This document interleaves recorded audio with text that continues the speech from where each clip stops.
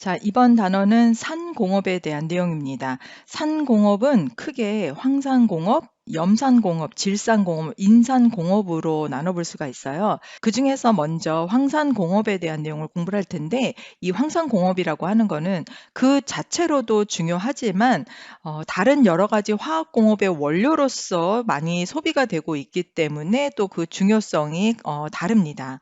황사는 초기에 명반을 가열을 해서 분해했을 때 이때 발생하는 아황산 가스가 있어요. 이것을 물에 흡수시켜서 만든 것이 이제 초기에 시도했던 그런 방법입니다. 자, 그러면 황산에 대한 내용을 하나씩 공부를 해 보도록 하겠습니다. 먼저 황산의 명칭과 성질에 대한 내용을 볼 거예요. 우리가 이 황산이라고 똑같은 H2SO4라고 하는 그 화학식을 사용을 하고 있지만 사실은 그 농도에 따라서 그 성질이 다르고 그 성질이 다르기 때문에 이것을 구별하기 위해서 명칭을 다르게 불러줍니다. 그래서 먼저 묽은 황산 이라든지 또는 진한 황산 그리고 발련 황산 요렇게 크게 세 가지로 나눠 볼 수가 있어요.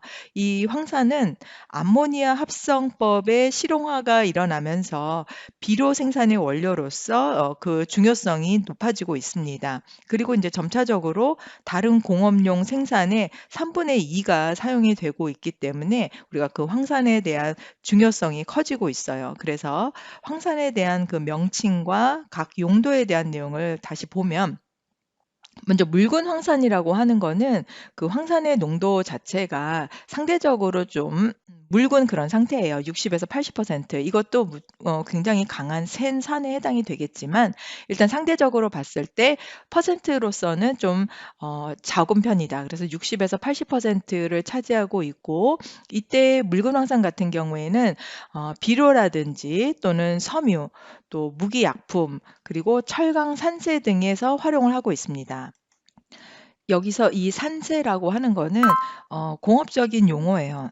우리가 공업화학을 공부하는 데 있어서 일상에서 사용하는 용어와 또 순수 과학에서 사용하는 용어, 또 공업화학에서 사용하고 있는 용어들이 조금씩 다르기 때문에 새로운 용어가 나올 때마다 익혀두시는 것이 좋습니다. 그래서 이 산세라고 하는 것은 그 두꺼운 녹층을 제거하기 위해서 긴 시간 동안 산용액에 침적해서 청결하게 만드는 그런 상태를 우리가 산세다라고 이제 표현을 해요. 그래서 철강 소지의 산세에 사용하기 위해서는 어떤 봄에도 나중에 나오겠지만 봄에도 어떤 기준이 있습니다. 그렇게 해서 금속 제품의 스케일이나 또는 두꺼운 녹층을 제거하는 데 사용을 하는 것을 산세다라고 표현을 해요. 묽은 황산이 그러한 부분으로 활용이 가능하다라는 거죠. 그다음에 진한 황산을 보겠습니다. 진한 황산은 90에서 100% 정도 되는 거예요. 그래서 이것도 마찬가지로 비료나 또는 섬유에서 사용을 할 수가 있고 그 외에도 금속 재련으로서도 활용이 가능하다. 그다음에 마지막으로 우리가 볼 것은 바로 발련 황산입니다. 발련 황산이라고 하는 거는 진한 황산에 삼산화 황산을 용해시켜 놓은 것을 발련 황산이라고 해요. 그래서 이걸 뚜껑을 열고 공기하고 접촉을 하게 되면은 이때 이 삼산화황의 증기가 발생을 하기 때문에 그때 흰 연기가 납니다. 그래서 우리가 이거를 발련 황산이다라고 표현을 해 주는 거죠. 이 발련 황산 같은 경우에는 화약이나 도료 또는 유기 합성으로 활용을 하고 있습니다. 자, 그러면 이제 황산은 어떤 성질을 가지고 있는가 보겠습니다. 앞에서 우리가 황산의 종류가 크게 세 가지로 나눠 볼 수 있다라고 했는데 이때 이 황산 같은 경우에는 보통 상온에서 무색입니다. 그리고 상대적으로 점도가 좀 큰 그런 액체 상태예요.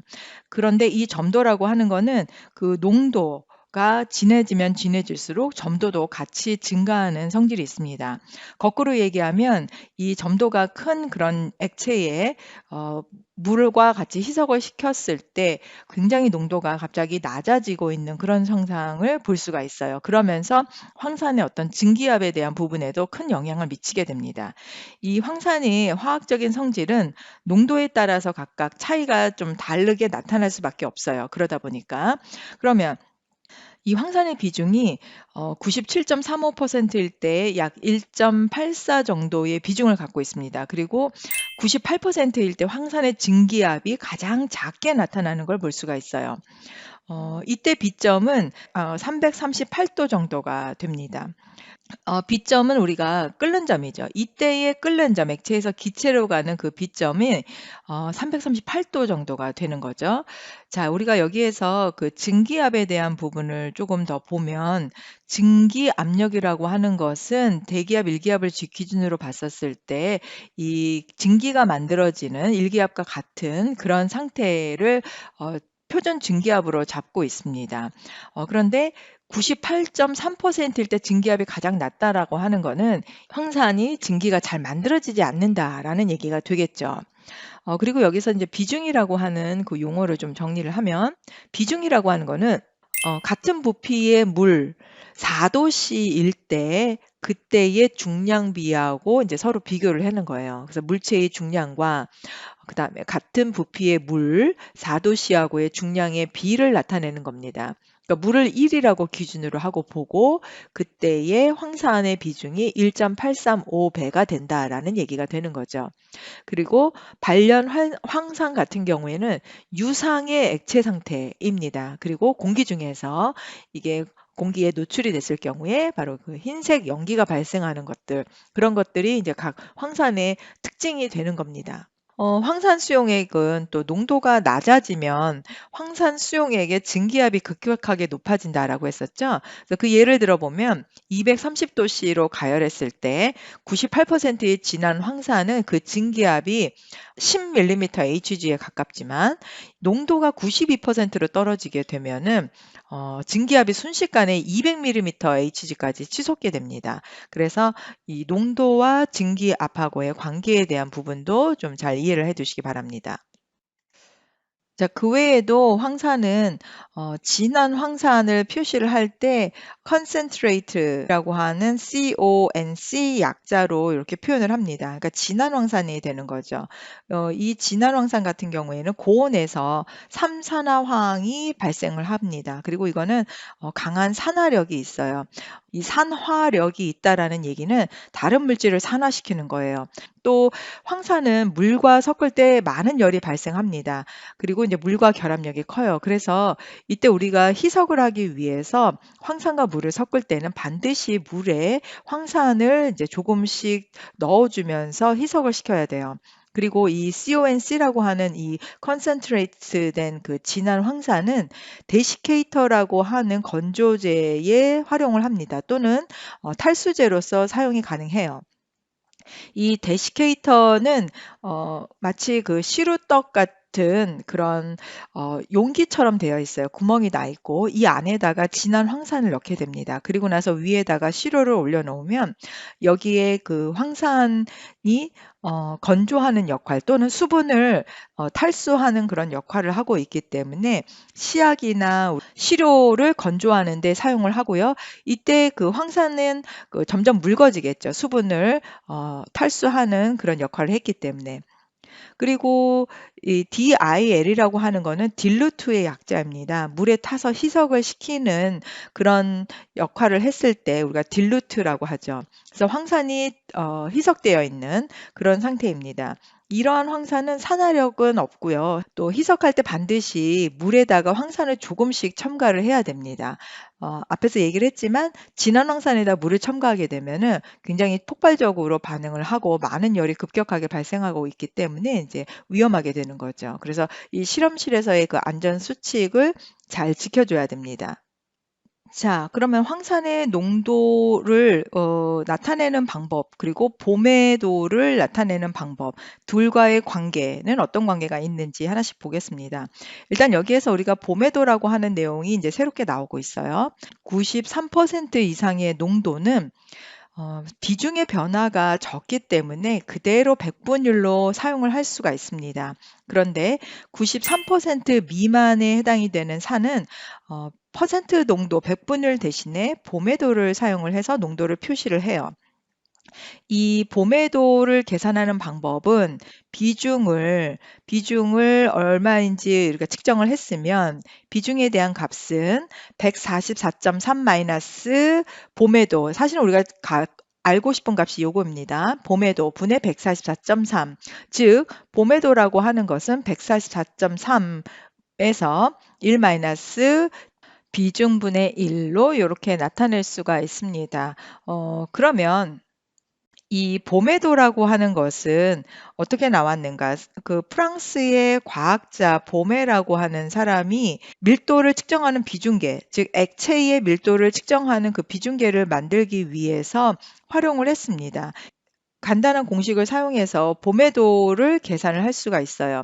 봄의도를 한번 보겠습니다. 액체의 비중을 측정하기 위해서 봄의 비중계를 액체에 띄웠을 때 눈금의 수치로 나타낸 것을 우리가 이 봄의도 값이라고 보는 거예요. 그때 봄의도 값이 98%의 황산이나 100% 같은 경우에는 그 비중이 변하지 않는다 거의. 그래서 98이나 100으로 이렇게 나타내고 그 다음에 황산의 농도가 93% 그 이하로 갈 때 대략 93.19, 77.67, 62.18% 뭐 이와 같은 그 농도에서는 각각 그 봄의도 값이 66, 60, 50 정도로 이렇게 나타낼 수가 있습니다.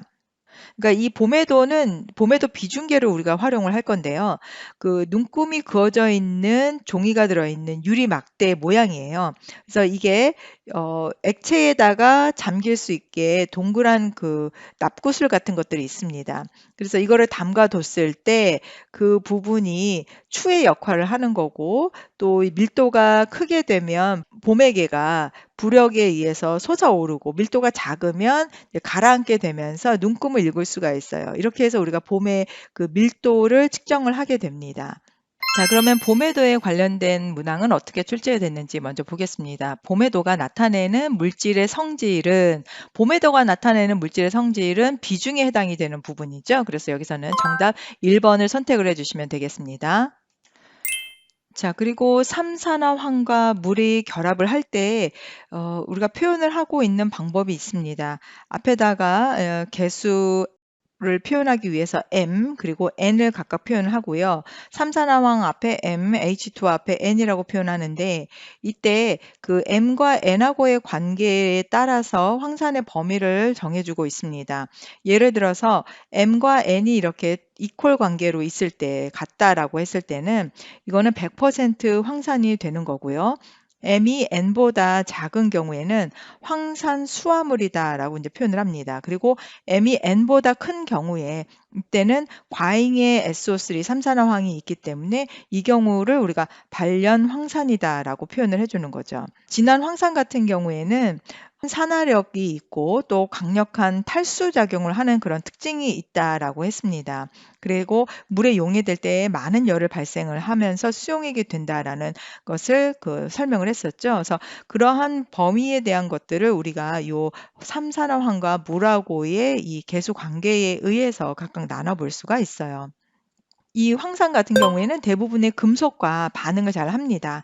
그렇게 해서 금속 황화물이라든지 또 황산염 그리고 황화수소 기체, 수소 등을 생성하는 그런 특징들이 있어요. 묽은 황산 같은 경우에는 이온화 경향이 큰 금속들이 있습니다. 그러한 금속들 예를 들면 지금 보고 있는 아연이라든지 또 뭐 마그네슘이라든지 알루미늄이라든지 이런 것들은 이온화 경향이 커요. 그래서 전자를 내놓고 양이온이 되고자 하는 그런 경향성이 큽니다. 이런 것들과 황산이 반응을 하게 되면 금속 황산염을 만들고 이때 수소 기체가 발생하게 되죠. 즉 아연이 황산하고 반응을 하면 황산 아연이 만들어지고 이렇게 수소 기체가 발생하게 됩니다. 또 이온화 경향이 작은 금속들이 있을 거예요. 별로 반응을 잘 하지 않는 그런 금속들을 이온화 경향이 작다라고 표현을 합니다. 뭐 전이금속 같은 경우에는 그렇게 이온화 경향이 뭐 크지 않은 그런 금속들이 있겠죠. 금이라든지 뭐 이런 것들은 잘 반응을 하지 않는다. 구리 같은 것들도 상대적으로 반응성이 적은 그런 금속들이다. 이런 것들은 진한 황산하고 가열을 하게 되면은 금속 황산염이나 이산화황이 발생할 수가 있습니다. 그래서 앞에보다는 이온화 경향 큰 금속보다는 그 환경을 조금 더 강하게 만들어주는 거죠. 그래서 진한 황산과 가열을 해서 금속 황산염을 만들게 됩니다. 예, 그 예를 좀 보면 예를 들면 구리가 황산하고 반응을 하는데 황산 구리가 만들어지고 그다음에 물과 이산화황이 발생하는 그런 생성물들을 만들 수가 있어요.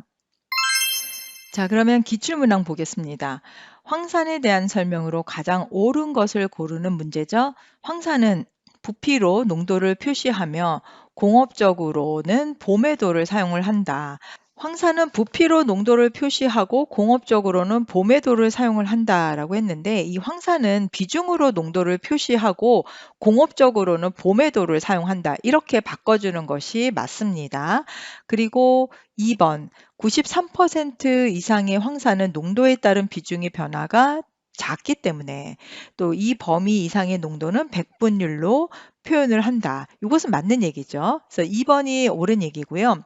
3번 진 비중과 봄의도의 상호 관계는 봄의도의 값은 144.3 그리고 D-D분의 1이다.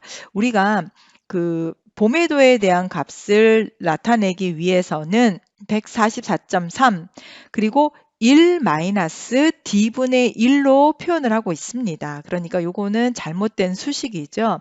봄에도와 진 비중하고의 관계를 좀 잘 이해를 해 주시기 바랍니다.